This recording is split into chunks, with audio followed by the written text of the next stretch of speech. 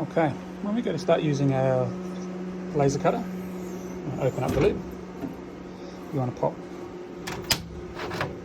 your material down. You'll see right here is your 0 point. It's not the end of the machine, it is about 50 million. So there's your 0 point, so that's where your material should be aligned. You want to grab the head of the laser and drag it over. And then over here we have a little sensor, and that's going to go in there. Then you want to come over to the panel and you want to hit the one called autofocus. And the table will move to the right height. You want to take the sensor out again, put it away. You do not want to leave that in. Very important that you take the sensor back out again, otherwise you'll get burnt. Alright, that's the laser set up. Now that's pretty much ready to go.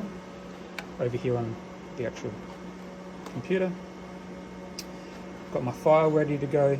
We just want to go file, print, and the way I like to run it is deselect where it says auto rotate, go down to where it says placement and click the top left hand corner. Now if you need to adjust where it's sitting, so if you've got a piece of material which has got stuff already cut out on it, you might need to move it across. Now your x-axis is side to side and your y is sort of up and down. The axes are written on the machine, so if you want to place your material, say I need to move it over 100 millimeters, I'm going to put 100 on here and it moves it over sideways 100 mil. So that's if you've got material which has got something cut on there already, is worthwhile changing the placement here. But top left is the best bet. Now when you go to print this, we're going to go to setup and preferences and pen. And in this list, the black one should be 50 speed and 50 power. That's all good. The speed on the red one, you'll need to drop down to about 7, just so it slows down and it'll cut all the way through. Okay, hit print. This is all ready to go now.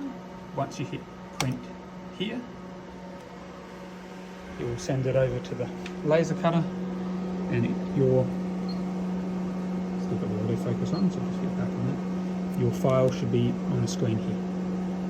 If it's not, hit print again, and then on the computer, and then you'll be able to hit the start button, and it will cut and etch whatever you've just sent there.